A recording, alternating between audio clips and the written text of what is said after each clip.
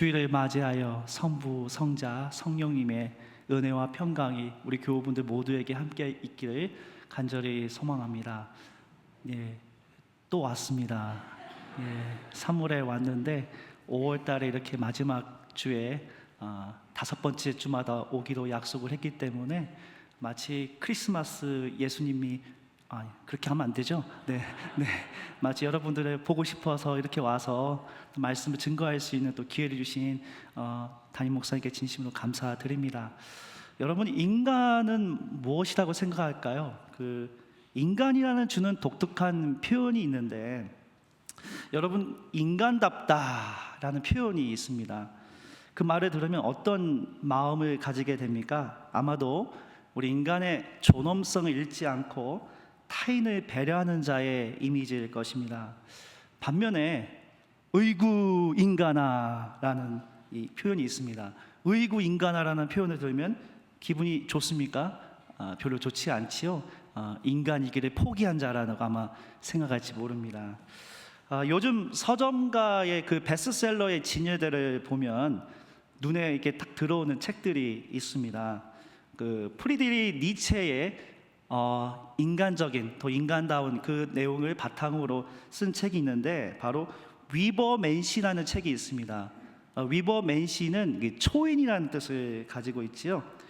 이 책에서는 위버맨시라는 개념을 통해 인간이 가지고 있는 사회적, 도덕적 관습을 벗어나 자기 의지로 새로운 가치를 창조하자는 그런 책입니다. 또한 우리 젊은 친구들이 좋아하는 이 빅뱅의 지드래곤이 쓴 그 앨범이 있죠. 작년에 나온 위버맨시라는 그런 앨범이 있을 정도로 오늘날 우리 많은 사람들은 인간은 과연 무엇일까, 인간 이해에 대해서 많은 관심이 있음을 알 수가 있습니다. 우리 역사학자의 유명한 유발 하라리가 쓴 책이 있습니다. 호모 사피엔스라는 책이 있는데, 그 책에서는 인류사를 관통하는 지식 체계를 이야기를 합니다. 이 하라리가 호모 사피엔스 다음에 출간한 책이 바로 호모 데우스입니다. 이 호모 데우스는 인간이 호모 사피엔스라에서 한 단계 더 나아가 인간이 데우스, 신과 같은 존재가 되기를 꿈꾼다는 것입니다. 그러면 인간이 신과 같은 존재가 되기 위해서 할 수 있는 것이 무엇이 있다면, 유발 하라리는 그것은 바로 AI, 인공지능의 발전과 연계를 하고 있습니다. 실제로 우리 사회에 인공지능이 너무나 진짜 가깝게 다가오고 있습니다. 다양한 AI를 아마 여러분들도 많이 쓰실 겁니다. 챗GPT, 제미나이, 퍼플렉시티, 클로드, 이렇게 다양한 AI를 많이 사용하고 있는데요. 이 AI의 다음 단계가 AGI라고 합니다. Artificial General Intelligence라고 하는데, 다양한 분야를 인간처럼 포괄적으로 배우고 적용할 수 있는 지적 능력이라고 합니다. 근데 이 AGI가 로봇과 결합하게 되면 인간이 있는 인간만이 할 수 있는 노동을 대체할 수 있다고 보는 것이죠. 실제로 얼마 전 CES에서 현대자동차가 이제 인수한 보스턴 다이내믹스 로봇을 보니까 기가 막힙니다. 덤블링도 하고 자유롭게 관절을 움직이는 걸 보게 되지요. 그리고 얼마 전 중국에서 개발한 중국 로봇을 보면 격투 기술이 있습니다. 그래서 로봇과 인간이 싸우는 아주 그런 위험한 것을 볼 수가 있습니다. 이런 현실에서 캠퍼스에서 제가 강의를 하거나 상담을 하면 참으로 많은 학생들이 불안해합니다. 왜냐하면 졸업 이후에 취업을 이제 생각을 하고 있는데, 지금 현실에 인공지능이 너무나도 발전하다 보니까 그로 인하여서 자기들의 자리, 취업할 자리가 과연 있을까 고민하는 것을 보게 됩니다. 우리 인간은 AI를 인간의 마치 형상처럼 만들어서 인간처럼 판단하고 결정하는 존재를 만들었는데, 그 AI가 도리어 우리 인간을 지배하는 세상을 만들까 두렵습니다. 이러한 느낌은 마치 오늘 우리가 본 창세기 1장 26절 28절에서 하나님께서 인간을 창조하셨고 그 인간이 이 세상을 아름답고 질서 있게 만들어야 하는데 오히려 그 인간이 세상을 파괴하고 잘못된 길로 가는 그런 느낌을 주는 그런 마음과 아주 흡사한 것을 볼 수가 있습니다. 이러한 현실에서 우리는 과연 무엇을 따라야 하고 무엇을 생각을 해야 할까요? 그것은 바로 하나님께서 우리를 하나님의 형상으로 창조하셨다는 겁니다. 즉 하나님이 나를 창조하신 목적을 드러내는 하나님의 형상에 대한 올바른 이해가 있을 때에 우리가 이 세상을 아름답게 바꿔나갈 수 있다는 것이지요. 삼위일체 주일을 맞이하여 저는 오늘 하나님의 형상에 대해서 두 가지 메시지로 함께 나누고자 합니다. 첫 번째로 삼위일체 하나님의 형상으로 창조된 우리는 이 땅을 아름답게 보호해야 할 책임이 있습니다. 제가 그 전공이 구약입니다. 그래서 거의 한 25년간 구약만 팠습니다. 그래서 이제 그 영어로는 The Old Testament라고 하잖아요. 그래서 우리 학생들한테도 이야기를 하는데 나는 그렇게 구식이 아니다. 예. 얼굴은 그렇게 액면가는 그렇지만 내 마음을 좀 여러분들이 이해해 주면 좋겠다 막 이야기를 하는데, 이 창세기가 여러분 그 앞에 1장부터 11장 그 다음에 12장부터 50장 이 두 개로 나눌 수가 있습니다. 근데 창세기 1장부터 11장을 우리가 뭐라고 이야기하냐면 원역사라고 합니다. 영어로 Primeval History라고 하는데, 그것은 이 창세기 1장부터 11장까지 나오는 내용들을 그것이 과연 언제 누가 어떻게 만들었는지 역사적으로 모른다는 겁니다. 예를 들어서 창세기 1장에 창조를 하셨던 그 시기를 언젠지 아십니까? 뭐 과학자분들은 뭐 1억 몇만 년 전 뭐 이야기할 수 있고, 노아의 홍수가 언제 일어난지 아십니까? 잘 모릅니다. 바벨탑 창세기 11장 바벨탑이 언제 일어난지 아십니까? 모릅니다. 그러나 창세기 12장에서 50장까지는 거의 그 청동기 시대와 연결이 되어 있어요. 왜냐하면 족장사라고 해서 아브라함이라든지 구체적으로 우리가 알 수가 있지만 창세기 1장부터 11장까지는 모른다는 겁니다. 그래서 원역사라고 합니다. 특히 창세기 1장에서는 하나님의 창조에 대해서 정말 기가 막힌 표현과 정말 신학적으로 엄청나게 연구하고 공부한 사람이 쓴 것이 바로 창세기 1장입니다. 창세기 1장에서 가장 반복해서 나오는 히브리어 표현이 있습니다. 그것이 바로 토브입니다. 자, 한번 따라서 해볼까요? 토브. 가능하시면 이제 엄지손가락으로 토브. 예, 이 토브는 굿, 아름답다는 거예요. 하나님께서 각각 창조할 때마다 토브를 사용했다는 겁니다. 혹시 괜찮으시면 옆에 분들의 얼굴을 보면서 한번 해보겠습니다. 토브. 좀 웃으시면서, 예, 아름답잖아요. 그렇죠? 예, 하나님께서 여러분들을 정말 기가 막히게 엄청 아름답게 토브 이렇게 만드셨다는 겁니다. 근데 이 창세기 1장이 언제 만들어졌고, 그러니까 창조가 언제인지 모르지만 다만 창세기 1장을 최종적으로 완성한 시기를 학자들은 이렇게 연결을 하는데 어느 시기를 많이 연결하냐면 그 바벨론 포로 시기에 최종적으로 이게 자료들이야 지는 것이 완성이 됐다고 보게 됩니다. 이 바벨론 포로기 시기는 주전 587년에서 538년의 그 시기인데, 이스라엘의 예루살렘에서의 그 대제사장급들은 대부분 하나님께서 아름답게 창조하신 그 역사들을 이미 글로 기록을 했습니다. 그러나 예루살렘을 탈출하는 과정 가운데에 그 무거운 문서들을 가지고 올 수 없는 거예요. 다 불태웠기 때문인 것이지요. 그래서 예루살렘에서 바벨론으로 와서 그 안에서 포로 생활을 하지만 서로 말씀을 외우면서 그 창조를 기억을 하는 겁니다. 그래서 창세기 1장은 사실은 히브리어를 읽으면 기가 막힙니다. 노래같이 돼 있어요. 뭐 예를 들어서 제가 한번 노래를 한번 해보겠습니다. 베레시트 바라 엘로힘 하샤마임 보하레츠. 이해하셨죠? 예. 대체 하나님이 천지를 창조하셨다는 내용을 노래 형식으로 하다 보면, 노래는 뭡니까? 기억하기 쉽습니다.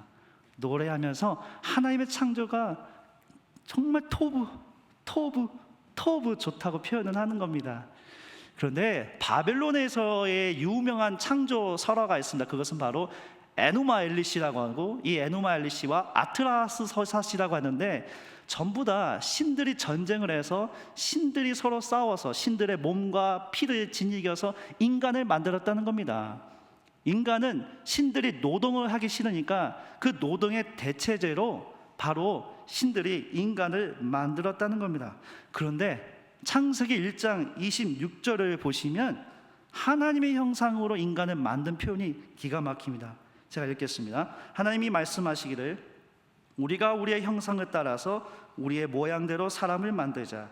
그리고 그가 바다의 고기와 공중의 새와 땅 위에 사는 온갖 들짐승과 땅 위를 기어다니는 모든 길짐승을 다스리게 하자. 우리라고 되어 있습니다. Let us. 우리가 뭘 하자는 거예요. 바로 이 우리가 바로 우리가 알고 있는 삼위일체의 흔적입니다.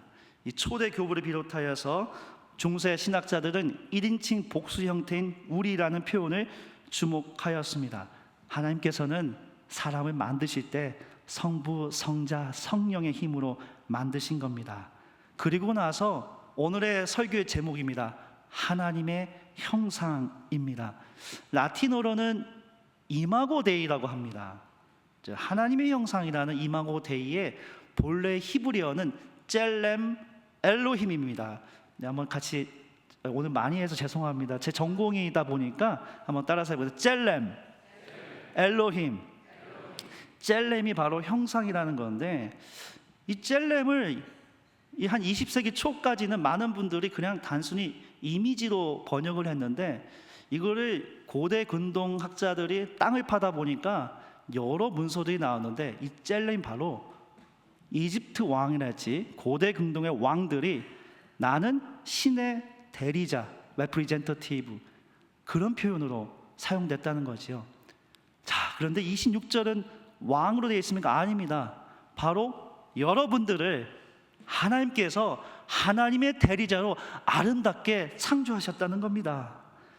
그런 왕적인 존엄은 모든 사람들에게 하나님께서 보여주신 아름답게 창조하신 하나님의 형상으로 바로 여러분을 통하여서 우리가 볼 수가 있는 겁니다. 그런 의미에서 이 단위에서 여러분들을 제가 이렇게 지켜보고 있는데 너무나도 아름답습니다. 느껴지시죠? 예.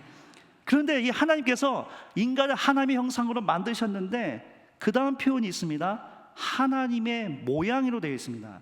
이 모양은 히브리어로 데무트인데 likeness, 뭔가 비슷하다는 겁니다. 그러니까 하나님께서 하나님의 형상, 즉 대리자로 만들었는데 인간은 하나님과 동일하지 않아요. 그러나 하나님과 비슷한 존재로 만들었다는 겁니다. 더 정확하게는 시편 8편 4절에 이렇게 표현이 되어 있습니다. 주님께서는 그를 하나님보다 조금 못하게 하시고 그에게 존귀하고 영화로운 왕관을 씌워 주셨다는 겁니다. 하나님보다 조금 못하겠지만 여러분들을 존귀하게 왕관을 씌워 주셨다는 겁니다. 그렇기 때문에 여러분 옆에 있는 형제나 이웃을 볼 때에 하나님의 형상으로 아름답게 만들어졌는데 그 형제를 싫어하면 되겠습니까? 아니지요. 더 존귀하고 아름답게 대해야 할 사명이 바로 우리에게 있는 것입니다. 자, 그렇게 만들어진 우리는 이 세상을 질서 있게 하나님께서 다스리라고 되어 있는데 28절 말씀이 지금 가장 큰 문제가 되는 본문입니다. 바로 땅을 정복하라라고 되어 있습니다. 이 정복하라가 히브리어의 카바시였습니다. 카바시는 뭔가를 개간하다, 서브듀, 정복하다, 그렇게 이해할 수도 있지만 사실은 본질적인 의미는 우리 인간의 생존과 공동체의 번영을 위해 질서 있게 다스리라는 거예요. 그냥 뭔가 부시고 이렇게 하는 것이 아니라 질서 있게 다스리라는 겁니다. 근데 이 창세기 1장 28절에 꽂힌 과학자가 있었습니다. 프란시스 베이컨, 아는 것입니다. 이 이름도 외우기 쉽습니다. 아침마다 베이컨 먹으면 되니까.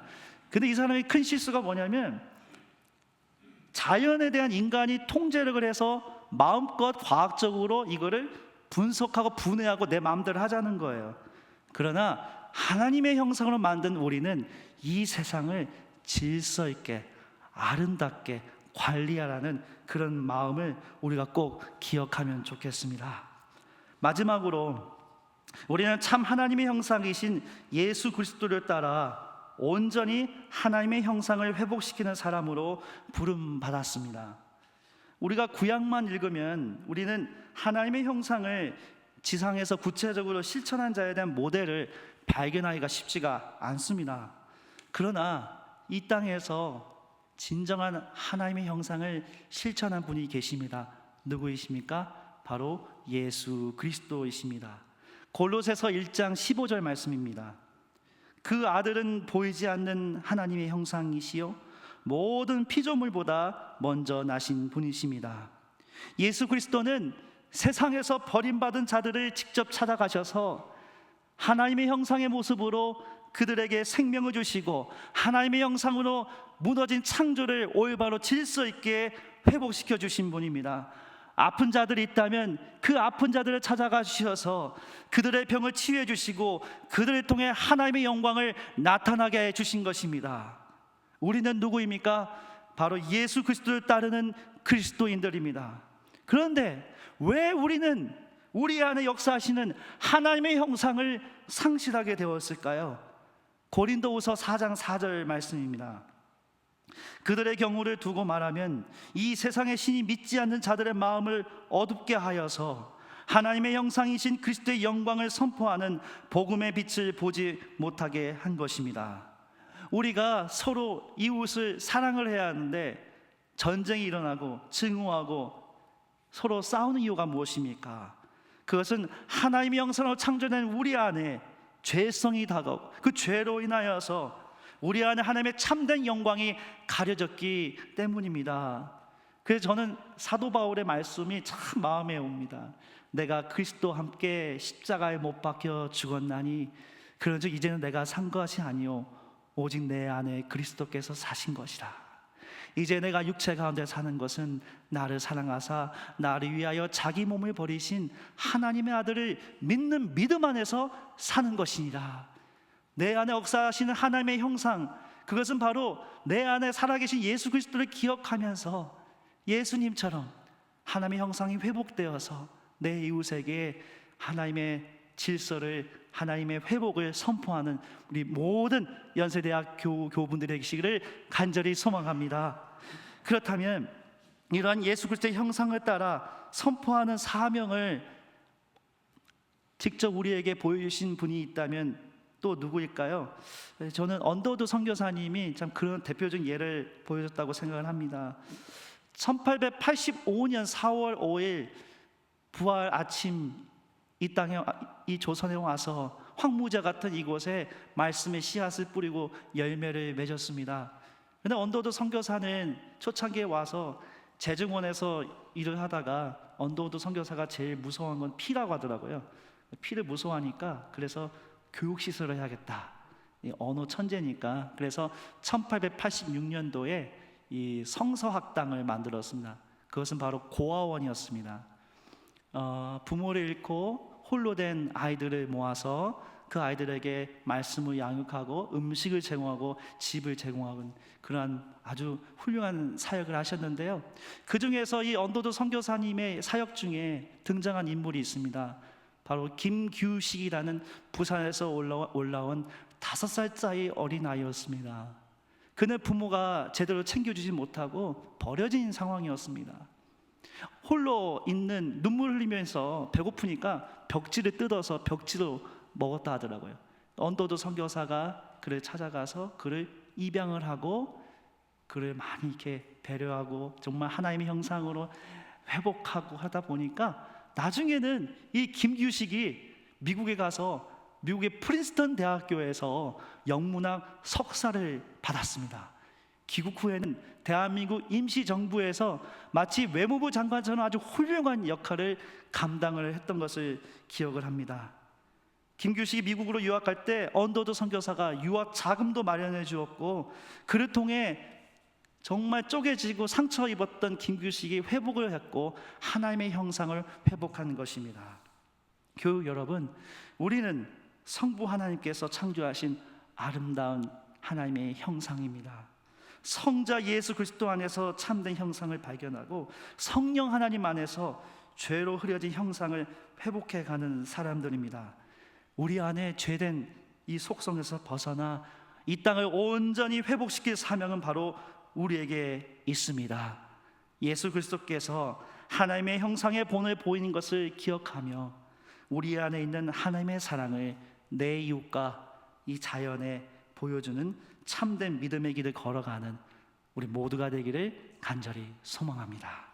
이제 오늘 말씀을 생각하며 잠시 조용히 묵상하며 기도하겠습니다.